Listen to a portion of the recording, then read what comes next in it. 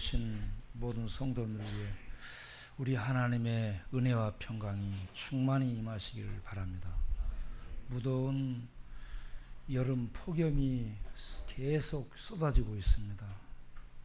이 무더위 속에서도 하늘의 은혜가 임해서 여러분 심령은 물된 동상 같은 하나님의 생명의 그 안식의 그 풍성함을 누리는 그런 나날이 이어지기를 바랍니다. 지금 리우에서 올림픽이 진행되고 있습니다.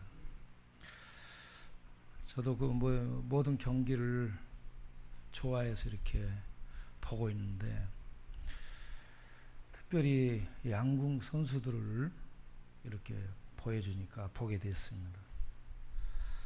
양궁 대표 선수들, 이 여자분들이 단체전에서도 금메달을 따고 개인전에서도 금메달을 땄어요.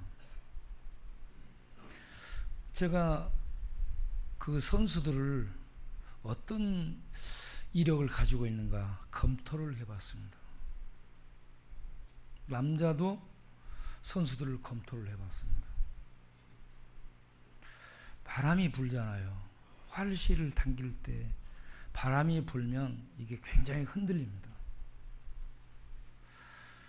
그리고 옆에 궁수가 좋은 점수를 쏘게 되면 긴장합니다. 그리고 옆에 선수가 잘못 쏴도 마음이 또 풀어지면서 화살이 약간 이렇게 옆으로 빗나갈 수 있습니다. 모든 위험 요소가 있는 그 속에서 저는 여자 궁수 중에 첫 번째로 나선 장혜진을 주목해서 봤습니다.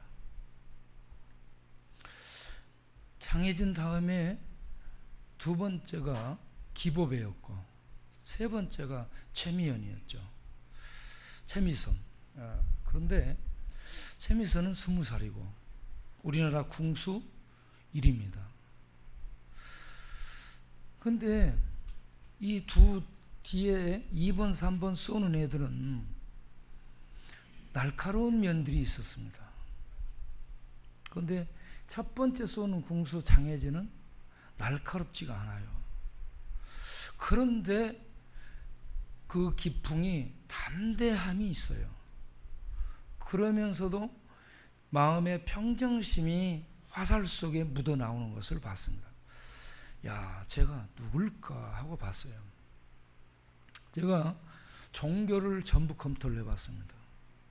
검토를 해봤더니 장혜진은 아주 독실한 기독교 신자였습니다. 기보배와 최미선은 종교가 안 나왔어요. 그 다음에 남자들 궁수들은 불교 신자들이더라고. 그래서 걔들도 1등을 했어요. 금메달을 땄죠. 그런데 걔들 이렇게 보니까 이 종교를 의지하든 여러분 사람이 어떤 딱 스테이지에 서게 되면요 자기가 열심히 노력을 하고 실력을 준비하지만 마음속으로는 다 기도를 하고 올라갑니다. UFC 격투기를 해도 전부 기도하고 올라갑니다.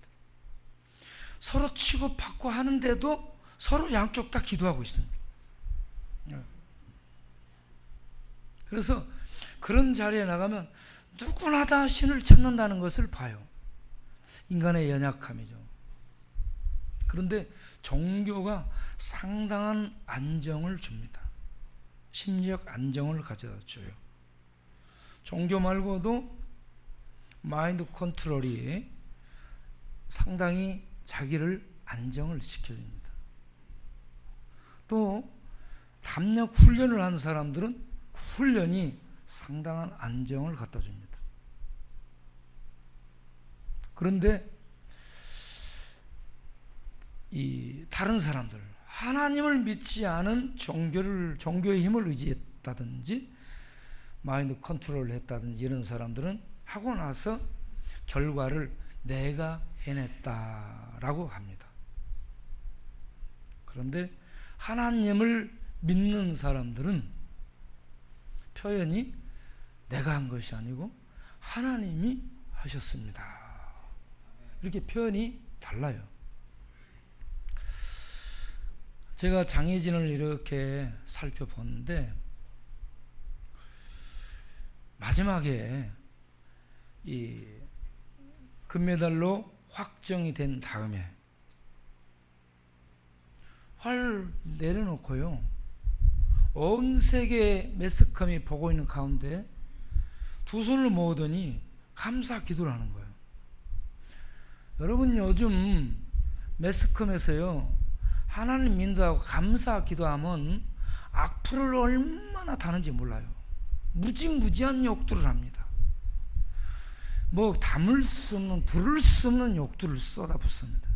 그걸요 각오하고, 그걸 각오하고 그 앞에서, 모든 사람들이 질러대는 그 앞에서 담대하게 감사 기도를 할 수 있다는 것, 담대한 평정심을 가졌을 뿐만 아니라 담대한 감사까지 가지고 있었습니다. 그런 다음에 인터뷰를 하는데 어떻게 이 소감을 좀 얘기해 주십시오. 그러니까 뭐라고 얘기하냐면, 하나님 아버지께 모든 영광을 돌립니다 라고 얘기하는 거예요. 이건 더 욕을 먹을 얘기예요. 욕먹을 각오하고 나에게 은혜를 베푸시고 힘을 주신 하나님께 영광을 돌리겠다는 이 믿음의 이 고백과 도전, 이게요 온 세상을 뚫고 빛처럼 날아가고 있다라고 생각을 했습니다. 걔가 금메달을 땄는데 나는, 야, 쟤는 금메달보다 신앙이 더 빛나는 메달이네. 신앙이 훨씬 빛나는 메달을 가진 그런 소녀로, 그런 하나님의 사람으로 보여줬습니다.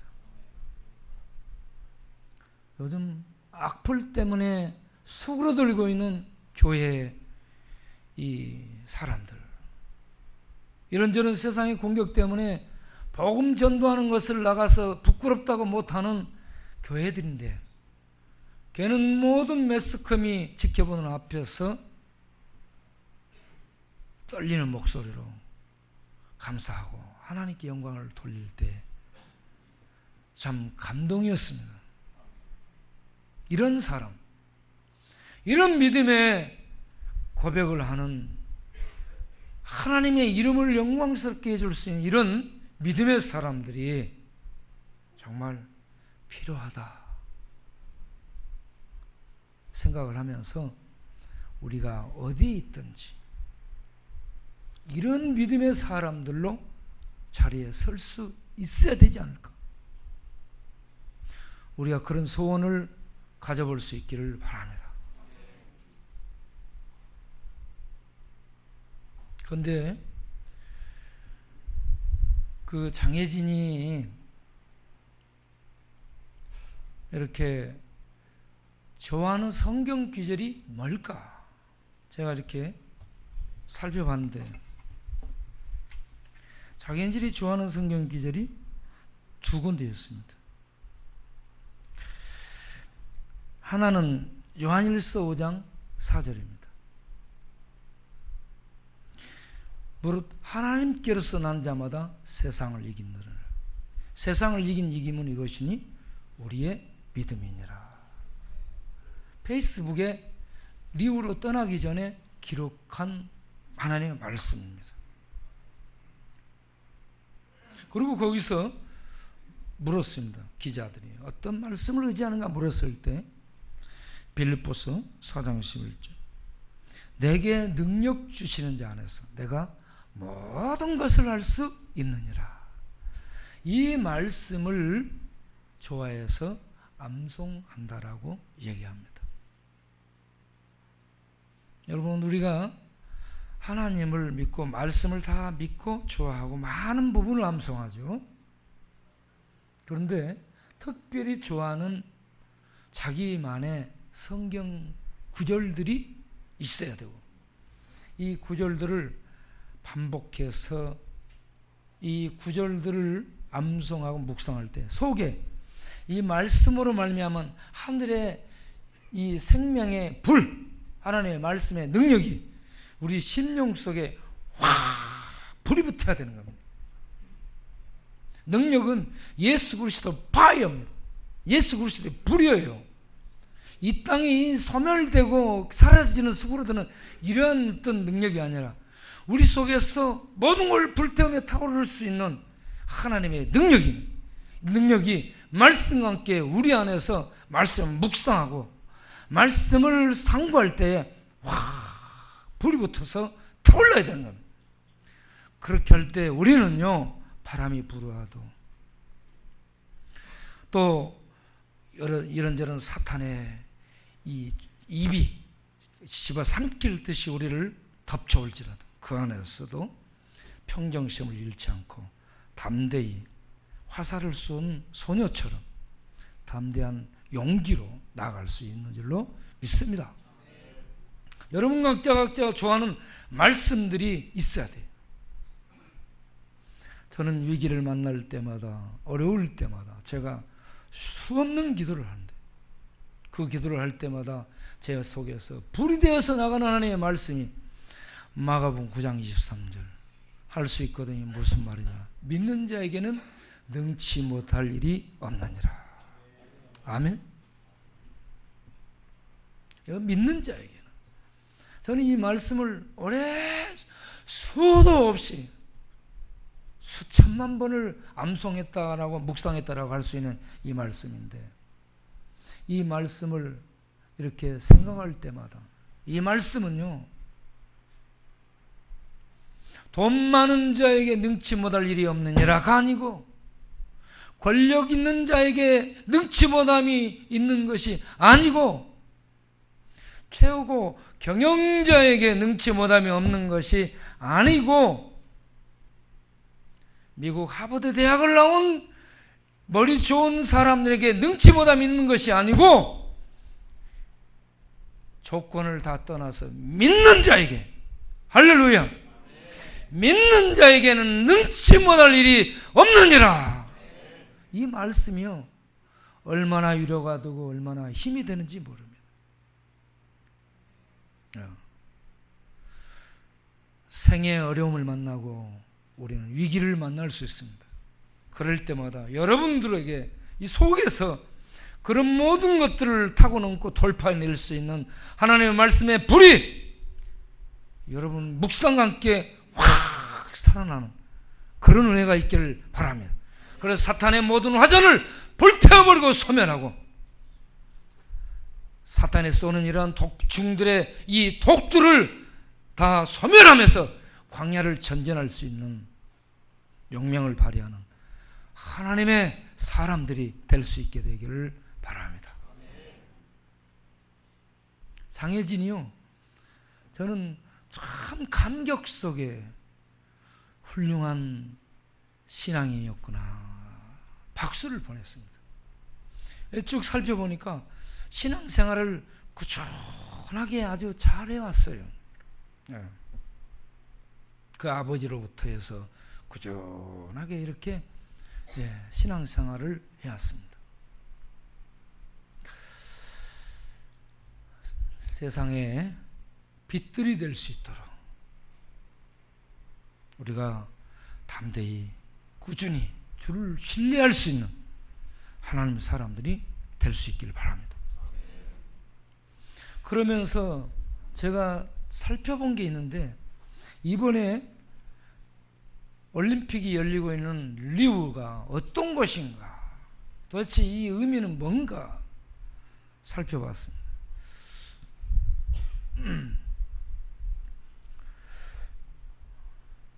그것의 지명이 브라질의 리우데자네이루였습니다. 리우라는 말은 이게 포르투갈어예요. 리우데자네이루, 이게 포르투갈어인데 포르투갈 지배하에 브라질이 있었기 때문에 리우는 강이라는 의미예요. 그리고 자네이루는 1월이라는 의미죠. 예를 들어서 1월의 강이라 이런 얘기예요. 거긴 강이 없어요. 만이지. 북대서양의 끝부분 만이에요. 그런데 포르투갈의 항해사가 배를 타고 가서 그것을 처음 발견할 때가 1월이었습니다. 그리고 그것이 강처럼 보였어요. 그래서 붙인 이름이 리우데자네이루. 이렇게 해가지고 1월의 강이라 이렇게 이름이 그냥 붙여진 거예요. 그런데 세계 3대 미항 중에 하나입니다. 세계 3대 미항이 호주의 시드니, 리우데자네이루 브라질에, 그리고 이탈리아의 뭐죠? 라폴리, 이탈리아 라폴리. 이 세 곳이 3대 미항인데 이 올림픽이 열리고 있는 이곳이 그 높은 곳에 올라가서 보면 너무 멋져요. 사진을 좀 보여주세요. 불은 끄지 말고 그냥 놔두고 사진을 스쳐 지나듯이 보여주도록 하세요. 예, 보여줘보세요. 거기에 올라가면 이게 예수 그리스도 상입니다. 조각상이에요. 이 예수 상이 말이죠. 뭐라고 이 포르투갈어로 뭐라고 되어 있냐면 크리스투 레덴토르로 되어 있습니다. 이걸 우리말로 번역하면 그리스도는 구속자, 구원자 이런 얘기입니다. 그냥 계속 띄워놓도록 그림. 자, 이 예수상이요 높이가 약 38m, 39m 됩니다. 그리고 양쪽으로 벌린 팔이 28m예요. 저 무게가 1145톤인가? 뭐 700톤인가? 뭐 여러 가지로 얘기를 해요. 어마어마합니다. 언제 세웠는가? 어떤 의미로 세웠는가? 1931년 브라질이 포르투갈로부터 독립한 100주년을 기념하기 위해서 10년 정도 전부터 주토를 놓고 공사를 해가지고 10년 정도 거쳐서 완공된 그러한 상이에요. 여러분 느낄 때 예수님 조각상을 볼 때 어떤 느낌이 들어요? 팔 벌리고 네? 다 내게로 오라 라고 느껴지죠? 그런데 그쪽에 있는 사람들은 느낌이 달라요. 저 예수 조각상이 뭘 의미하냐고 물으면 잘 모르겠는데요. 아마 환영의 의미 아닐까요? 이렇게 얘기합니다.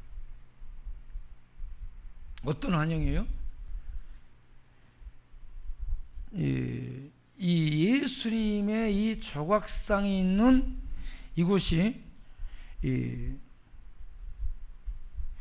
코르코바두라고 해요. 코르코바두 산.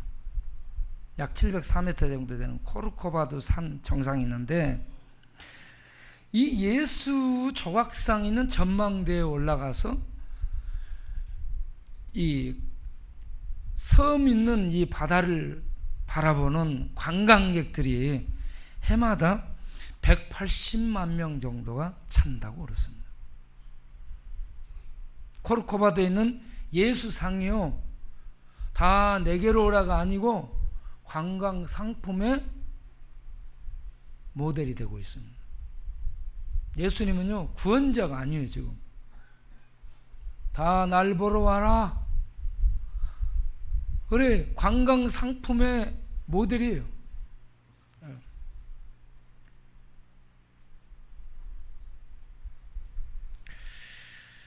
근데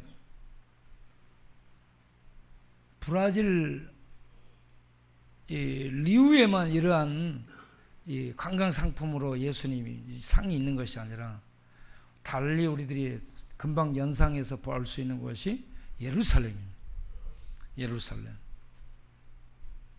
예루살렘 인구 840만 정도 있고 강원도 크기 정도 되죠.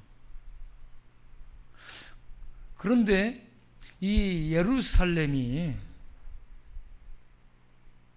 예수님이 태어나고 예수님이 못 박혀 죽고 부활하고 승천했다라는 곳인데,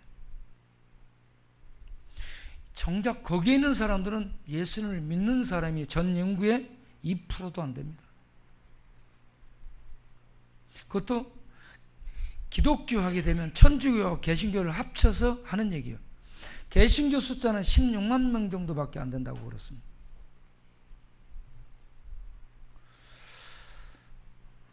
아주 적죠.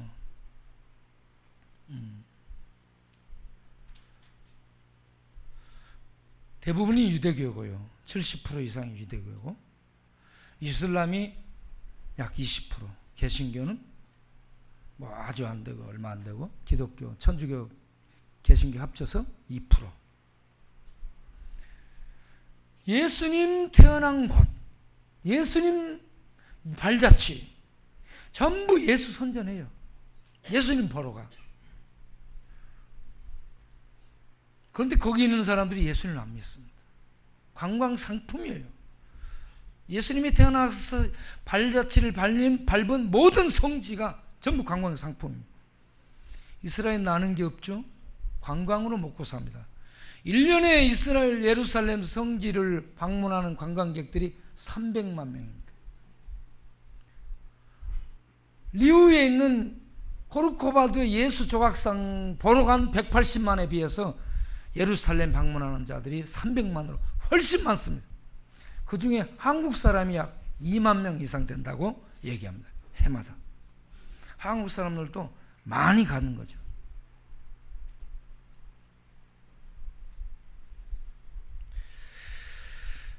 예수님이 여기저기서 상품화되고 있고 모델이 되고 있지, 예수님을 믿고 예수님의 품에 안기고 그 안에서 안식을 얻는 사람은 많지 않다 하는 얘기입니다. 이런 것들을 장혜진 선수와 양궁 선수들, 리우의 이러한 의미들과 더불어서 예루살렘을 이렇게 생각하고 있는데, 우리 집사님 한 분을 만나서 얘기를 하게 됐습니다. 안 보이는 것 같은데. 우리 집사님 한 분을 만나서 요즘 계속 얘기를 합니다. 그분이 미국에서요 20여 년 가까이 마약을 먹고 감옥에 갇히고 마약 중독이 되고 그렇습니다. 얼마나 했냐 물어보니까 마약을 계속 빨고 또 빨고 해서 턱까지 차서 숨이 막히는 껄떡껄떡 할 때 한 일주일씩 하면서 빨다가 쓰러진다는 거예요. 그래서 제가 물어봤어요. 그렇게 마약을 하면 행복하더냐? 천국이 보이고 홍콩 베리마치로 뿅 가느냐? 내가 물어봤어요. 그랬더니 아니래요. 그런 것 봐도 더 고통스러워진대요. 더 고통스럽고 더 비참해진다는 겁니다. 그런데 왜 그걸 하느냐? 못 끊는다는 겁니다. 그걸 안 하면은 안정이 안 된다는 거예요. 비참한 줄 아는데, 거기에 잡혀 있다는 아는데 못 끊는다는 겁니다. 그래서 전부 황폐화된다는 겁니다.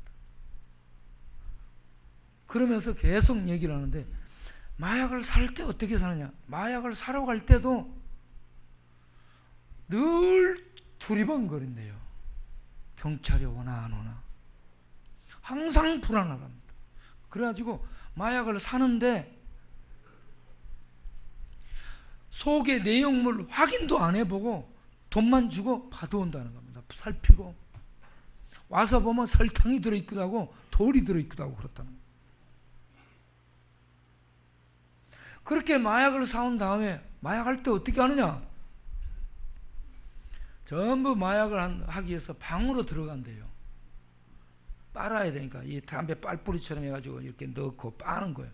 이렇게 주사 넣는 그런 것이 아니고 이렇게 빨뿌리처럼 해가지고 빠는데 전부 들어가서 마약에 이렇게 빨뿌리 하면 불을 끈대요. 왜 불을 끄느냐 그러니까 누가 본다는 거예요. 관계 당국 경찰들이 금방 알고 불빛 보고 쫓아가서 잡아갈 것 같으니까 전부 불 끄고 이렇게 숨어서 한다는 겁니다.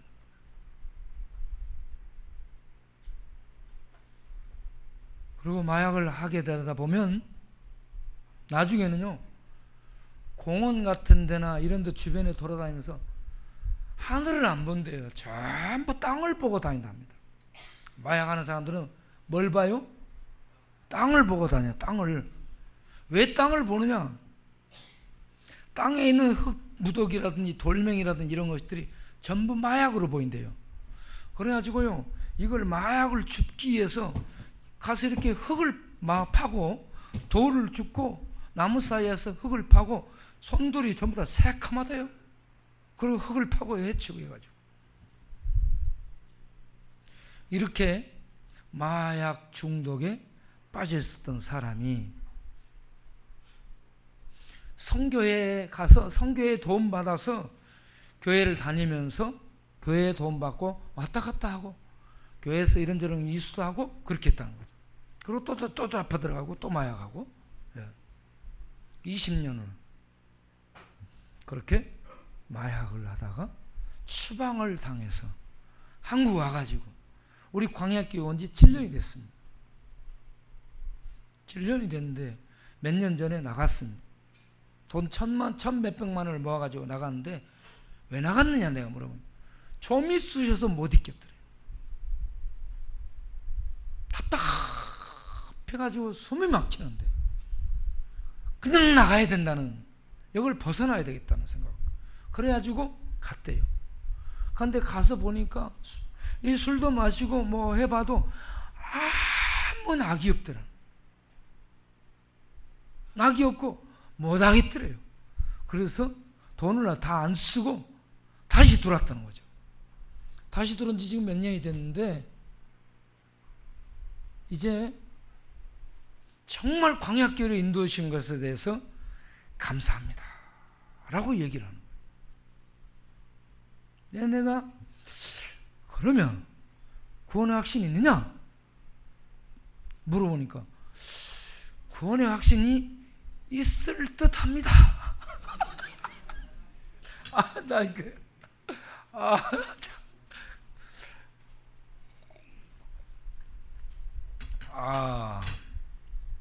그래서요 그렇게 교회를 많이 왔다 설교를 듣고 그 성교에서도 성경 공부하고 여기서도 수없이 듣고 세월이 가고 그렇게 했는데 구원의 확신이 있을 듯하다 라는 얘기를 듣고 내가 깜짝 놀랐어요.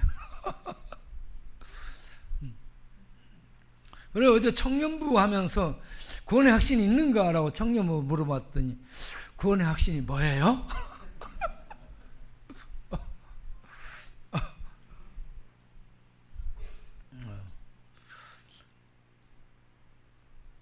그래서 참 이 구원의 확신 갖는다는 게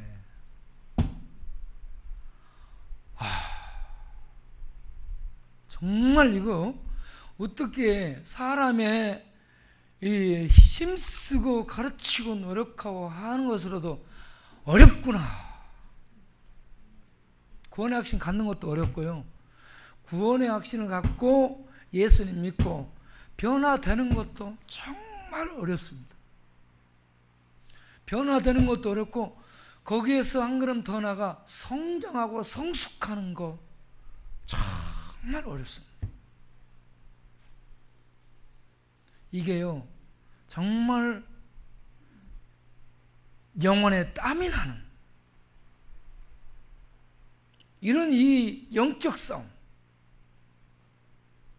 이 영혼에 땀을 흘리는, 마음에도 땀을 흘리고 영혼도 땀을 흘리고 이 믿음도 땀을 흘리고 모든 것이 땀을 흘려서 기진하게 만드는, 이게 싸움입니다. 예루살렘은 평화의 도성이라는 의미를 가지고 있는데 예루살렘엔 평화가 없습니다. 예루살렘은 평화 도시가 아니고 관광의 도시예요. 관광의 도시. 그리고 또 달리 말하면 싸움터입니다. 싸움의 도시입니다. 이슬람, 유대교, 천주교, 개신교. 우리 동네 싸움터예요, 여러분. 우리 복음을 전하고 있죠. 천주교 쪽에서 밥 주고 있어요. 천주교에서 요셉원에서 이빨해준다 하죠. 조건이 뭔 줄 아세요? 우리 형제들 가서 이빨한다 할 때 개종하라고 합니다. 지금도 그래요. 엊그저께도 그랬어요. 여기서 가서 형제들이 이빨 빠진 거 이해하러 가면 이해해준다 하면서 개종하라고 해요. 그거는요 30년 전에도 그랬습니다. 여기서 내가 저 쪽방에 불이 났어요. 불이 나서 불난 환자를 데리고 온몸이 불타가지고 된 환자를 데리고 천주교 도티병원 가서, 우리 개신교 병원 없으니까 입원시키려고 갔는데 환자 놔두고 나한테 뭐라는 줄 아세요? 당신 여기 와서 예배드리면 안 됩니다. 여기 와서 기도하지 마세요. 알았으니까 환자나 빨리 좀 해주세요. 그러니까 또 하나 더 확인하는 거예요. 이 사람 여기 들어오면 개종해야 됩니다. 이렇게 얘기해요. 분명하게 그렇게. 그러면 나를 딱 쳐다보면 우리가 이 병원을 운영하는 목적이 뭔 줄 아세요? 뭔데요? 그러니까 우리 교인 확보하는 데 목적이 있습니다. 천주교인 확보. 요 앞에 지금 불교에서 쪽방 도우미 봉사라고 들어와 있습니다. 쪽방 도우미 봉사가 또 들어왔는데 이들이요 집집마다 다니면서 봉사 도우미 문패 앞에 쪽방 도우미라는 거, 이 문패를 교패 비슷하게 이걸 다 붙여놓고 다녀요. 여러분, 저는요 피말리는 싸움을 하고 있습니다. 우리가 전부 다 이 영적 치열한 전투, 이 치열함을 봐야 돼요. 이걸 하려면 구원의 확신이 먼저 있어야 됩니다. 구원의 확신이 분명해야 됩니다. 구원의 확신 속에서 위에서 출발한 다음에 내가 변화가 시작돼야 돼. 술, 담배 끊었다는 것은 술, 담배 끊은 것이 장땡이 아니고 죄와 싸울 수 있는 기초적인 싸움, 자기와 싸움에서 하나 해냈구나 이겁니다. 술, 담배 끊은 것이 다가 아니에요. 단 장땡이 아니에요. 이거는 기초 싸움에서 한 발짝 앞으로 나간 거예요. 그런 다음에 우리들이요 변화하고 성숙하고 성장해서 인격과 성품이 자라야 되는 겁니다. 그래서 우리는 끝없이 자라가야 돼요. 이게 굉장한 숙제입니다. 굉장한 숙제.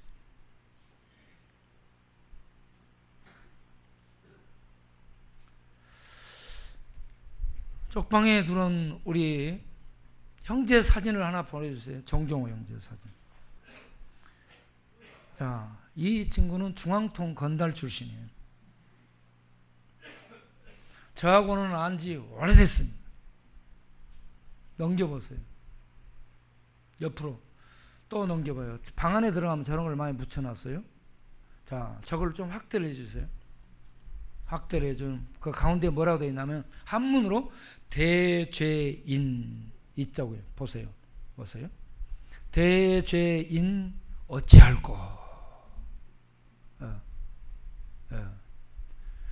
태양이 싫어 음지로 들어온 대죄인.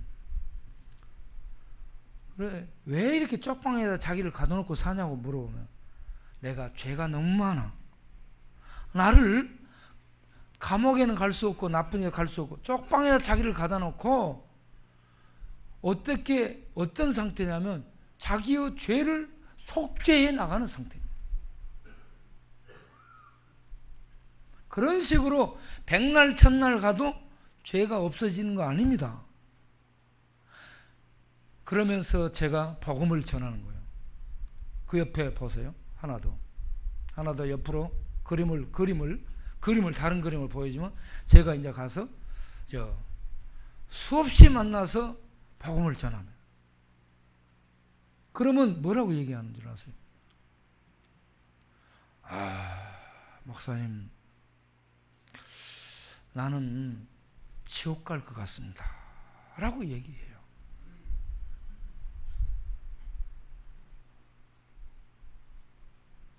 우리 노숙인들이 주일이면요 여기저기 교회 돌아다니는 코스가 있습니다. 보니까 9시, 10시, 11시, 12시, 오후 1시, 2시, 3시 그렇게 해서 쭉 돌아가지고 오게 되면 돈만 원 생깁니다. 그 교회마다 가면은 1,000원, 2,000원 다 줘요. 여러분 제가 교회 명단 따다가 소개해 줄 테니까 예배 드리러 오지 말고 다 그런 데 가세요.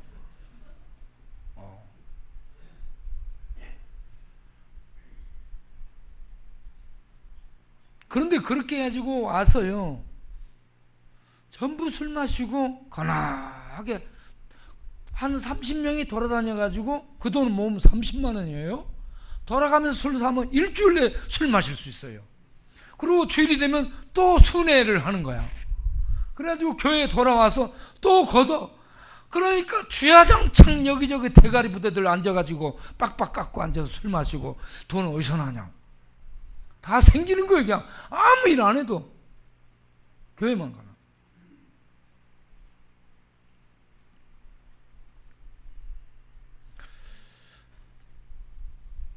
동원 참치를 신학을 보내기 위해서요 어떤 목사님이 돈을 400만 원을 줬답니다. 걔가 그거 갖고 내 술 마셨어요. 예? 내 술 마셨어.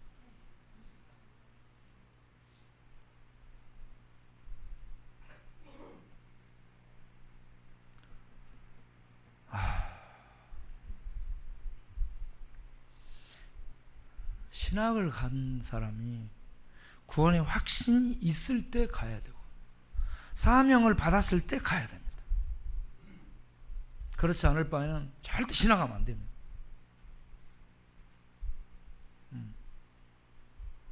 그냥 어떻게 신학 한번 해봐라 그래가지고 이게 안 되는 거예요. 이게.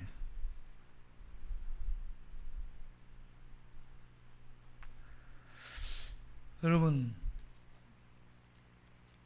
미국에서 쫓겨난 마약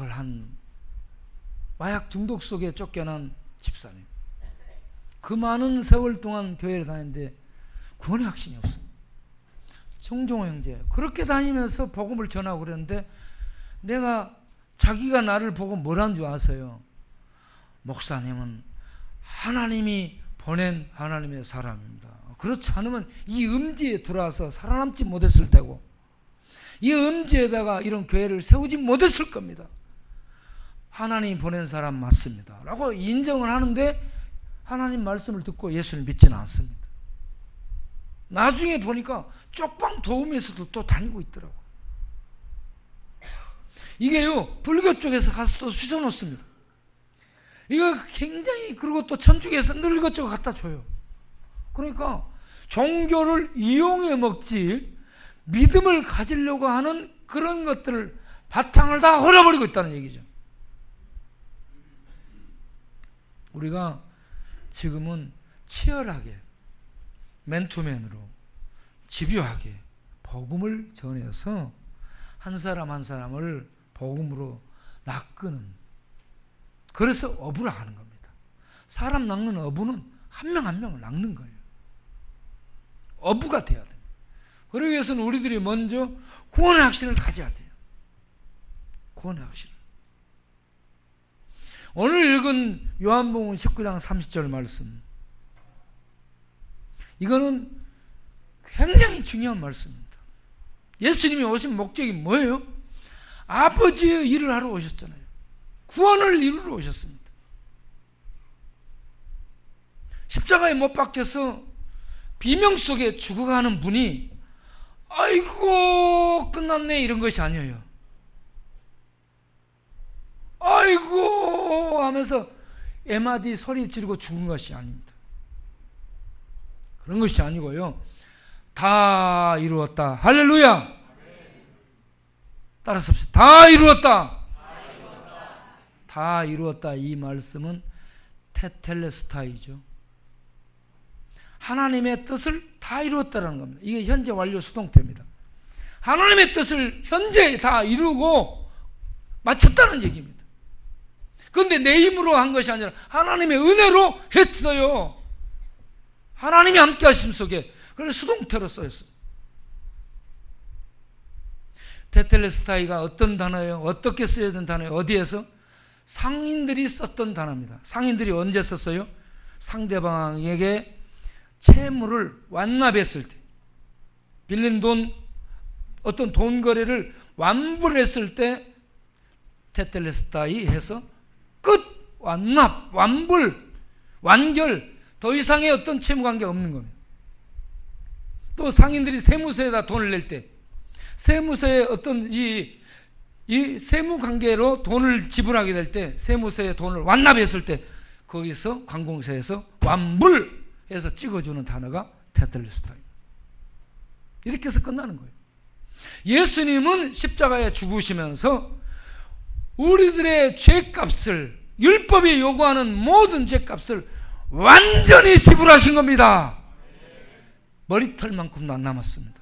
머리털만큼 남겨놓고 너희들이 나머지는 해라, 잘하는가 못하는가에 따라서 마지막 심판돼서 다시 판결받는다, 이런 것이 없어요. 완결입니다. 완불했습니다.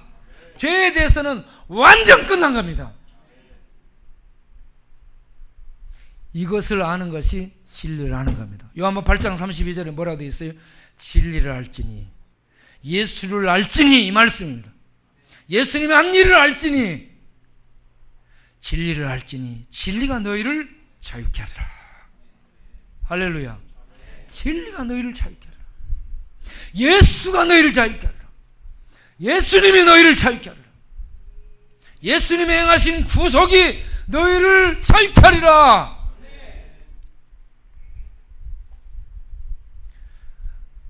리우에 있는, 리우데 자이나루에 있는 이 예수 조각상, 크리스토 레멘토리, 이게요, 예수는 그리스도 구속자, 구원자라는 의미인데 이걸 써놓고도 의미를 모르고 관광객들 환영하는 거겠죠, 웰컴이겠죠, 이따위로 하는 거예요. 예수는 구원자입니다. 영원히 우리를 죄로부터 자유케 하는 구원자, 이 사실을 아는 거예요. 진리를 아는 거고요. 이 진리를 알 때에 영원한 자유를 얻습니다. 영원한 자유. 여기에서 구원의 확신을 가지고 출발하는 겁니다. 예수를 믿는 믿음으로 말미암아서 구원의 확신을 가지고 출발하는 거예요. 예수를 믿는 것이 뭐예요? 예수님 품으로 가는 겁니다. 그래서 마태복음 11장 28절 말씀에 수고하고 무거운 짐진 자들아 다 내게로 오라. 내가 너희를 쉬게 하리라. 죄인은 빚이 있으면 절대 못 쉽니다. 속에서 땡겨요. 속에서 눌립니다. 그런데 이게요, 예수 안에서 완전 청산되잖아요. 자유를 얻습니다. 자유를 얻을 때 발 뻗고 자는 쉼이 오는 거예요. 쉼이 안식이라는 단어예요. 안식할 때 거기에 평강이 있는 겁니다. 수고하고 무거운 짐자들아 다 내게로 오라. 내가 너희를 쉬게 하리라. 그 다음에 나오는 말씀이 나는 마음이 온유하고 겸손하니 너희는 내게 나와 내 멍에를 베고 내게 배우라. 그리하면 너희 마음이 쉼을 얻으리라 했어요. 주님 품에 가면 주님이 우리의 죄를 전부 담당해 주십니다. 그래서 자유를 얻는 참된 안식을 얻습니다. 구원 속에 들어가는 겁니다.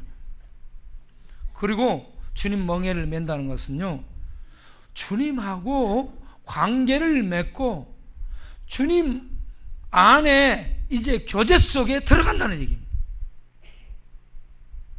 교제 속에 들어가요. 여러분, 부부가 결혼해서 부부로서 삶 속에 들어가는 겁니다. 그러면 연애하고 사랑하고 뭐하고 그럴 때는 좋아 보이죠? 같이 살면 어때요? 같이 살면 이런저런 원한 것들이 막 드러나기 시작합니다. 전혀 다른 모습들이 나타나죠. 그래서 그걸 극복 못하면 아우 힘드네, 이게 오래 쌓이잖아요. 못 살겠네. 그러다가 쭉 밀고 당기고 싸우다가 어떤 계기를 통해서 에라 모르겠다, 짐 싸가지고 나가자 해서 잘 있거나 나는 간다 그러면서 짐 싸갖고 나가버려요. 이별의 부산항구.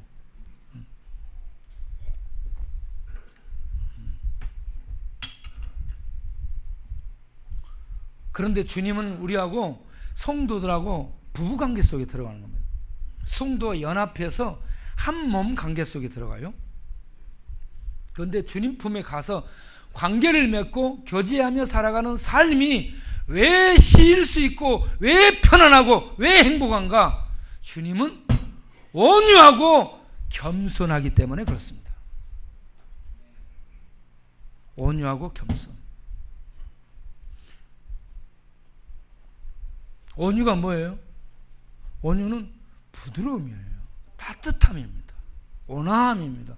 관계 속에 친절함이에요. 그 반대에 폭력과 분노와 증오와 이 어떤 이 강압과 억압과 이런 것들이 없는 거예요. 주님 안에는 온유함이라는 단어가, 이것이 없는 따뜻함이에요. 그 품이 기대고 들어가면 쉴 수 있는 거예요. 언제든지 포근한 겁니다. 그리고 겸손이라는 것은요, 항상 낮아져 있어요. 내가 없어요. 내가 있으면 항상 들이댑니다. 그렇죠? 내 주장이 항상 나와요. 오늘 저녁에 설교할 것이 그거예요. 남북이 서로 자기 주장하면서, 유다와 북왕국 10지파가 서로 자기 주장하면서 말칼질을 하면서 싸웁니다. 그래서 갈라지는 거예요, 이제. 그런데 주님 안에 들어가면 주님은 겸손이에요. 온유입니다. 따뜻하며 하나님이 정의의 칼날을 들이대서 죽이지 않고 긍휼을 베풉니다. 긍휼로 대해주는 거예요. 긍휼함, 겸손과 온유로 대해주는 거예요.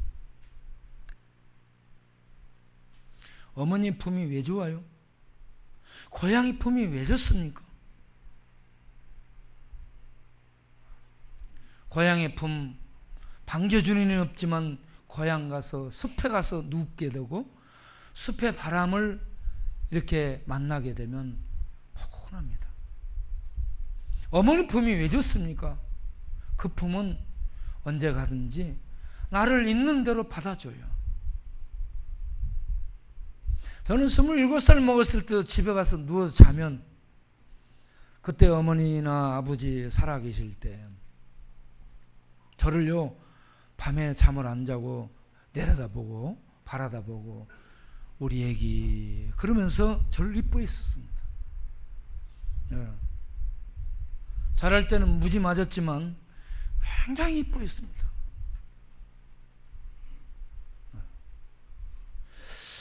그래서 우리 고향에 가면은 우리 집은 가난하고 별 볼 일 없어요.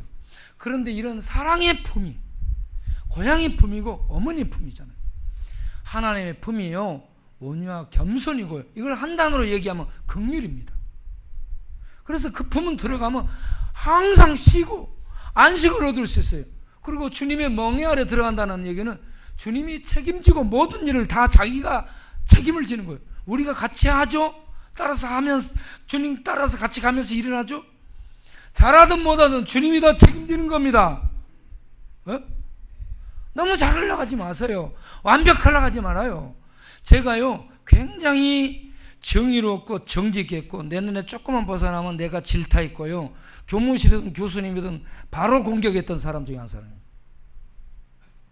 그래서 저를 굉장히 무서워했어요.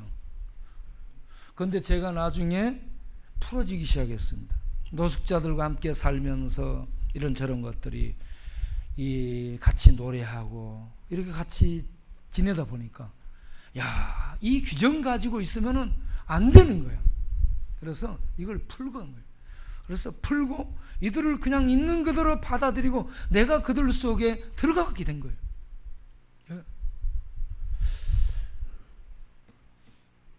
우리 주님이 인카네이션을 했습니다.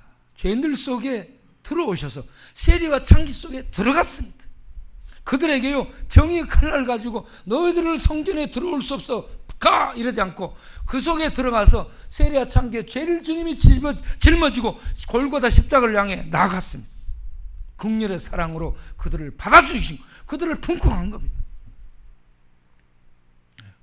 그래서 주님 품은 언제든지 죄인들이 가서 비비고 부대낄 수 있는 언덕입니다. 동산입니다. 그래서 그 품은 우리들이 쉴 수 있는 천국이에요. 수고하고 무거운 짐자들아 다 내게로 오라 내가 너희를 쉬게 하리라. 할렐루야. 이 말씀 속에서 오늘 또 이 폭염 속에서 인간관계 너무나 힘든 이 말세지말이 된 이러한 사막화된 세상 가운데서 주님 품에 들어가 그 안에서 쉼을 얻고 안식을 얻고 평강을 얻고 다시 힘을 얻고 일어서는 우리 모든 성도님들 되시기 바랍니다. 기도하겠습니다.